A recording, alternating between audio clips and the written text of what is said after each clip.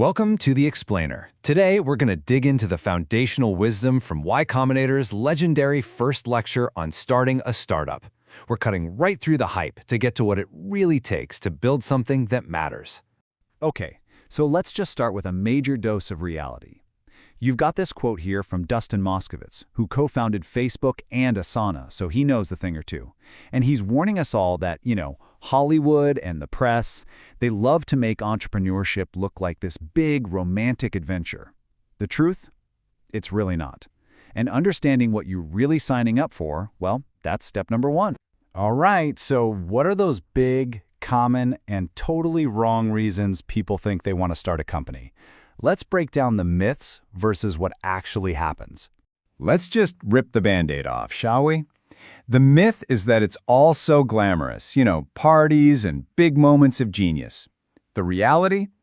It's just endless, heads down, hard work. And this idea that you're the boss? Not even close. The truth is, everyone is your boss. Your customers, your employees, your investors, they all have a say. And that dream of total flexibility? Yeah, you can forget that. You are always on call, and you're the role model for the whole team's work ethic. Phil Libin put it perfectly. The reality is you're actually at the bottom of the org chart. Think about that. You've got all the responsibility for everything that goes wrong, but you have authority over basically nothing. You're not making these grand decisions from on high. You're down in the trenches trying to solve conflicts and figuring out who you have to disappoint the least today.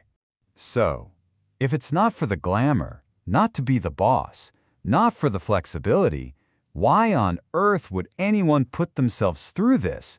What's the one single reason that's powerful enough to help you survive all the pain that's definitely coming? It really just boils down to this one thing. And both Sam Altman and Dustin Moskovitz completely agree on it. The only good reason is that you are so completely compelled by a specific problem that building a company seems like the only logical way to solve it. You see something broken in the world, and you just have this unstoppable urge to fix it.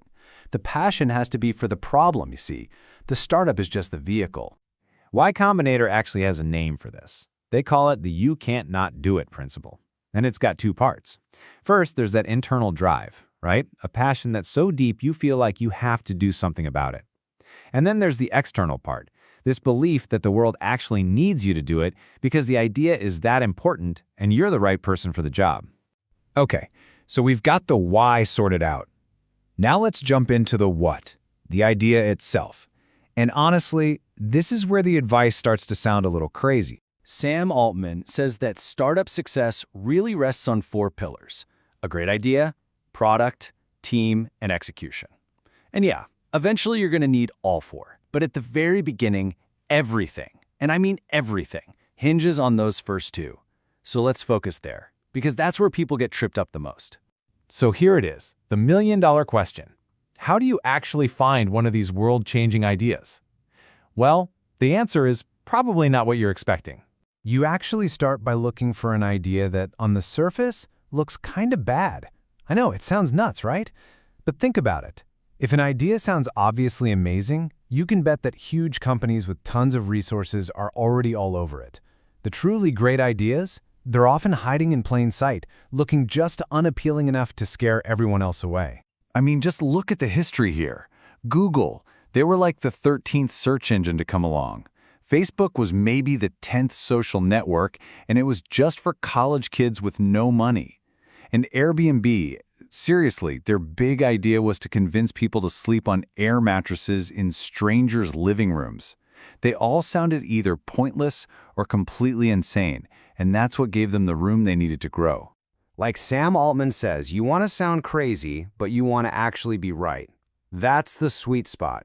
You need to have an insight about the future that most people just don't see. You have to be unpopular but correct. That's where all the opportunity is hiding. So you've got your crazy but right idea. Awesome. The next job is to turn that idea into a great product. Not just a product people use, but one they truly, deeply care about. Okay, so you have this idea that sounds kind of nuts, but you just know is right. Now you hit maybe the most critical decision a founder can make. Who exactly are you building this very first version for? This is a huge fork in the road, And so many people take the wrong path here. Here's the choice, and you've got to get this right. The wrong way, and the most common mistake, is to build something that a really big group of people just kind of like. The right way? Build something that a small niche group of users absolutely loves, something they can't imagine their lives without. It is so much easier to expand from that small, passionate core than it is to try and convince a huge, indifferent audience to care. Because that intense user love, that's your engine. That's your secret weapon. A great product is the only growth hack that really works in the long term. If people are obsessed with what you've built, they'll tell their friends. They become your sales force, and you get that beautiful, organic, word-of-mouth growth that you just can't buy. In those early days, your entire world should shrink down to this one simple loop. Step 1, build your product. Step 2, talk to your users. Step 3, repeat. That's it. Seriously. Ignore fundraising, ignore press, ignore partnerships. None of that stuff matters until you have a product that a small group of people is obsessed with. Your only job is to make that feedback loop tighter and faster. Okay, so let's just pull this all together for a second. We've busted the myths, we've zeroed in on the one motivation that actually lasts, and we've talked about finding a contrarian idea and turning it into something people love. And that leaves us with one final, huge question. This is the famous one from the venture capital firm Sequoia, the one every great founder has to be able to answer with total conviction.